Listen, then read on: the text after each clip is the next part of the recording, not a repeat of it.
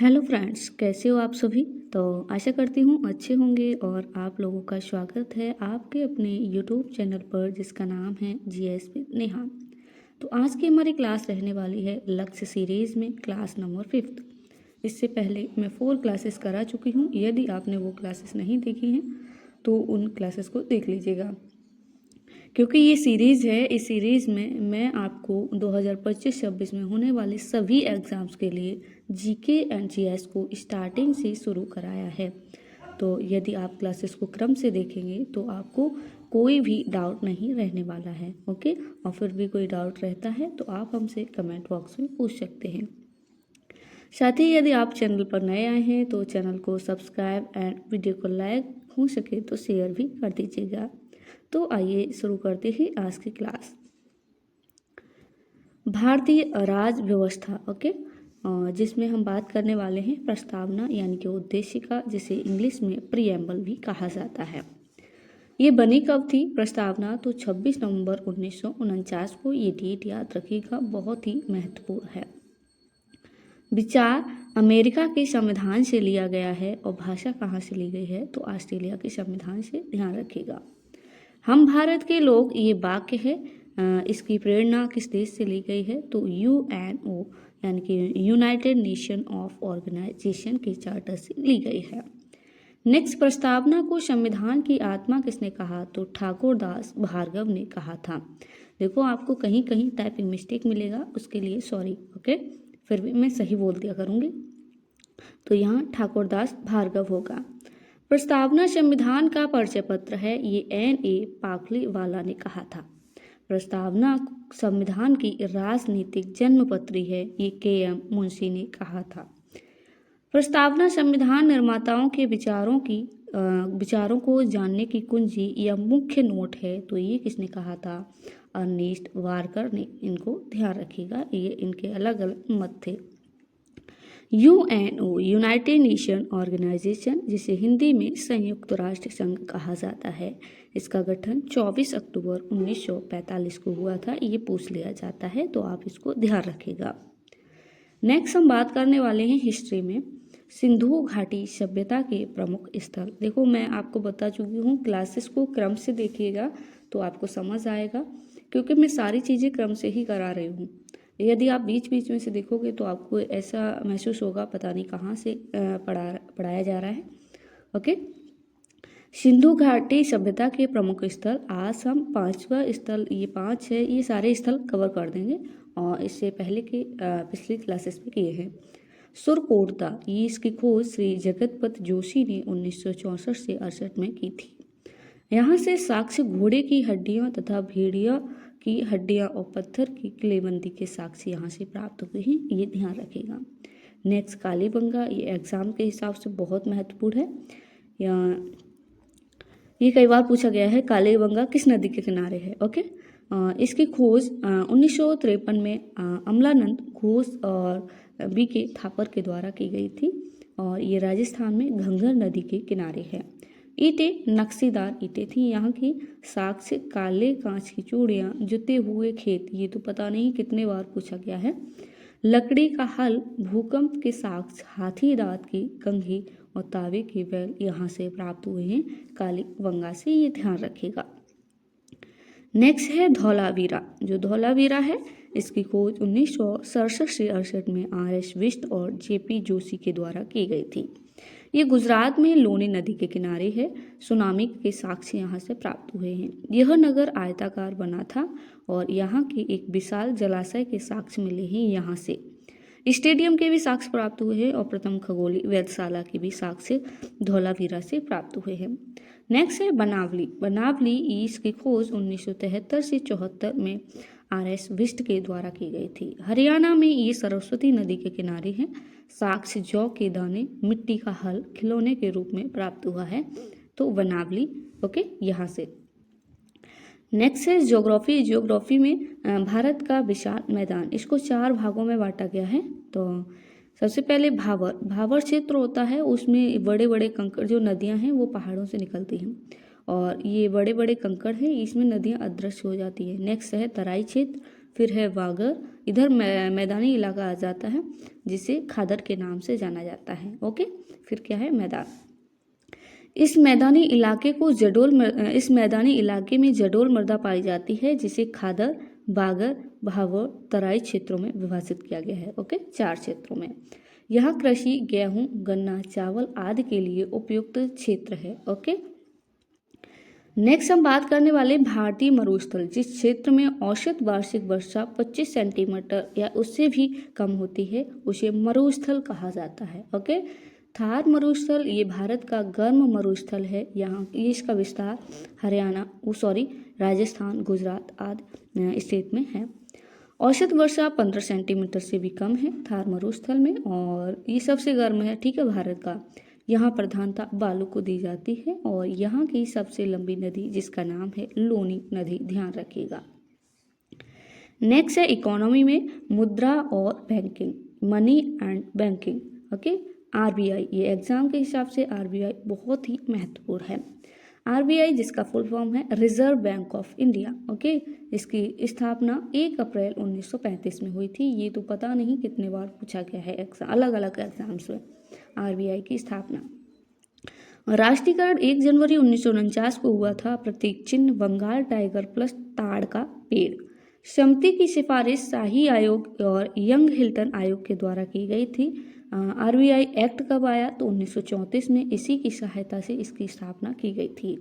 जमा पूंजी 5 करोड़ राशि थी, इसको भी ध्यान रखिएगा। और फर्स्ट गवर्नर आर निसार ऑसबॉर्न स्मिथ थे, ये ध्यान रखिएगा, आरबीआई के first governor. Second James Taylor थे, और थर्ड कौन थे, सीडी देशमुख। साथ ही जो सीडी देशमुख थे ये भारत के पहले आरबीआई के गवर्नर बने थे। नोट में है वर्तमान में आरबीआई के गवर्नर कौन है तो संजय मल्होत्रा। ये 11 दिसंबर 2024 को बने थे और ये 3 साल तक रहने वाले हैं। गवर्नर की नियुक्ति केंद्र सरकार के द्वारा की जाती है और कार्यकाल कितना होता है, 3 साल का, ध्यान रखेगा। आरबीआई का मुख्यालय, ये बहुत पूछा जाता है, 1935 से 37 तक कलकत्ता में रहा था, और 37 से अब तक कहाँ पर है, मुंबई में, ये भी ध्यान रखेगा। नेक्स्ट है वायु में अवशेषी अंग। अवशेषी अंग कौन कौन से होते हैं, जैसे ब्राह्मकान है, अक्लदाड़ है और परशेषिकाएं। परशेषिका ये क्या होती है, ये बड़ी आंत के पास में होती है, उसे परशेषिका कहा जाता है, उसे अवशेषी अंग कहा जाता है, जिसका नाम क्या होता है, परशेषिका। अच्छा, दंत सूत्र बच्चों का अलग होता है और वयस्कों का अलग होता है, तो मैं आपको समझाने की कोशिश करती हूँ। सबसे पहले बच्चों का जो दंत सूत्र है उन्हें 21/02 अपॉन ये सेम है 21/02 इंटू 2।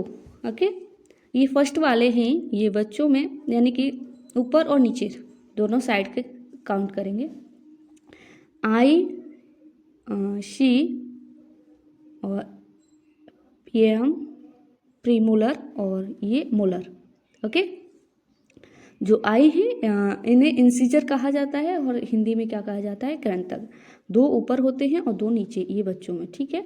और सी और जिन्हें क्या बोला जाता है, कैनाइन, और हिंदी में रद्नक कहा जाता है, एक ऊपर होता है और एक नीचे। प्रीमोलर हैं ये बच्चों में 0 इनकी संख्या होती है, बच्चों में ये जो टीथ होते हैं ये नहीं होते हैं। नेक्स्ट है मोलर। मोलर ऊपर कितने होते हैं, 2, और नीचे कितने होते हैं, 2। तो ये बच्चों में दांतों की संख्या होती है, और इनको ऐड करने से कितना बनता है, तो 5/5 इंटू 2 इक्वल टू कितना हो जाता है, तो 20। बच्चों में ये दांतों की संख्या कितनी होती है, 20। नेक्स्ट है जो वयस्क होते हैं उनका दंत सूत्र क्या है, तो 23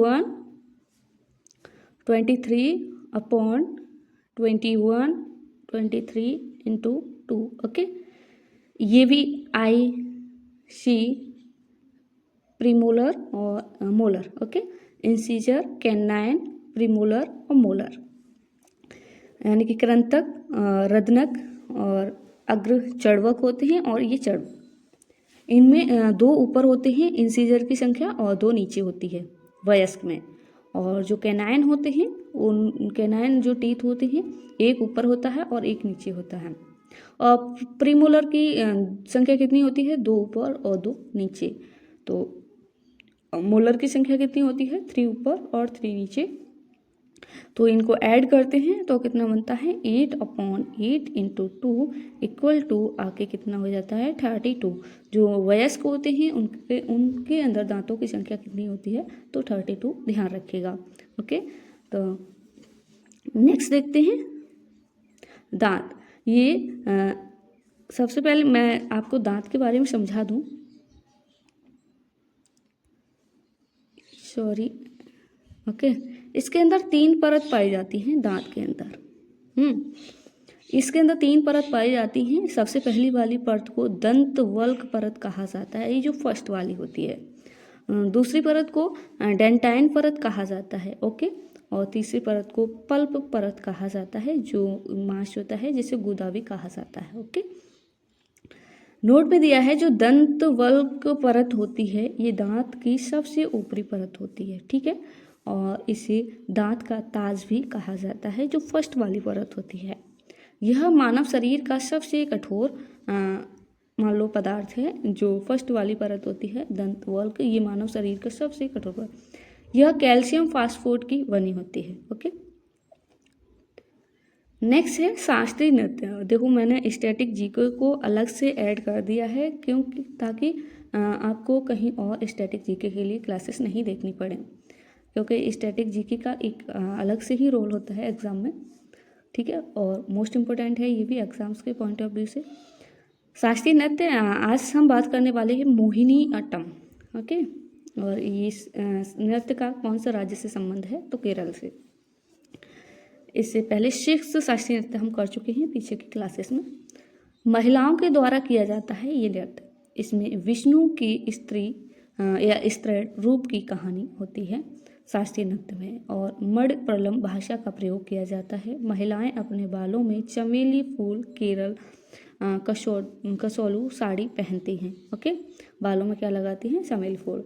नेक्स्ट है इस नृत्य का उल्लेख व्यवहार माला ग्रंथ में मिलता है। और लेखक कौन है, माजा मंगलम नंबूत्री, इनका नाम ध्यान रखिएगा।